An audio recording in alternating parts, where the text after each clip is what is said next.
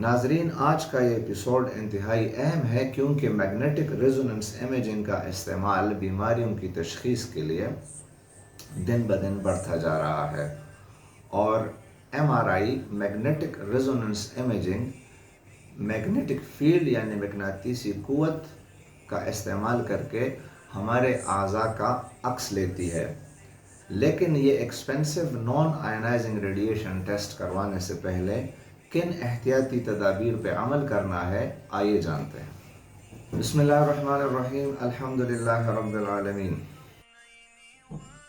ناظرین، آپ M R آئی صرف مستند ڈاکٹر کے ایڈوائس پہ ہی کرائیں، کیونکہ ایم آر آئی ایک مہنگا یعنی ایکسپینسو ٹیسٹ ہے اور اس میں آپ کو کبھی کبھار کنٹراسٹ بھی دینا پڑ سکتا ہے۔ اپنا میڈیکل ریکارڈ ضرور ساتھ لائیے۔ آپ کے پہلے ultra sound, C T scan, M R I, lab tests یا کوئی سرجری ہوئی ہو تو سرجیکل اور بایوپسی نوٹس ضرور ساتھ لائیے۔ آپ کسی بیماری میں مبتلا ہیں اور اس کے لیے کوئی میڈیکیشنز لے رہے ہیں تو اپنے میڈیسن کے بارے میں ضرور انفارم کیجیے۔ آپ سادہ اور ڈھیلا لباس پہن کے آئیے۔ ایسا لباس پہننے سے گریز کریں جس پہ میٹیلک ایمبرائڈری ہوئی ہو۔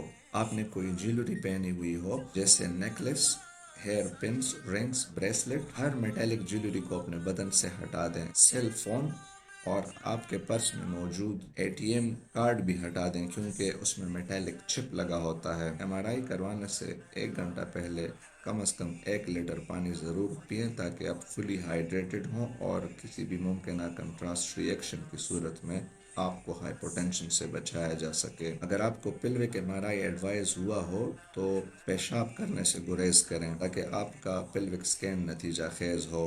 اگر آپ نے ایم آر سی پی سکین کروانا ہے تو آپ کم از کم 6 گھنٹے کا روزہ رکھ کے آئیں تاکہ آپ کا M R C P protocol کے مطابق ہو سکے۔ ایم آر آئی سے پہلے اپنے بدن پہ کریم، لوشن یا آئل لگانے سے گریز کریں۔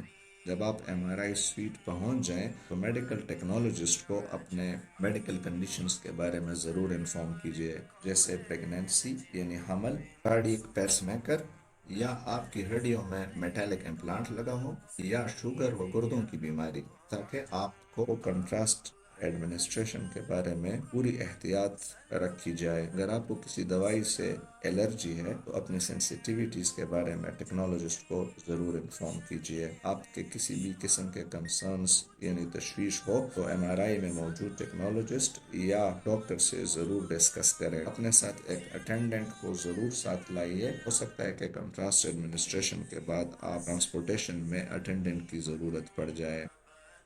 تو ناظرین، اس چینل سے ملنے والی معلومات اور رہنمائی اللہ آپ اور آپ کے مریضوں کی شفا کا ذریعہ بنائے، اور ثواب کی نیت سے ان معلومات کو، اس رہنمائی کو اپنے عزیزوں کے ساتھ ضرور شیئر کیجیے۔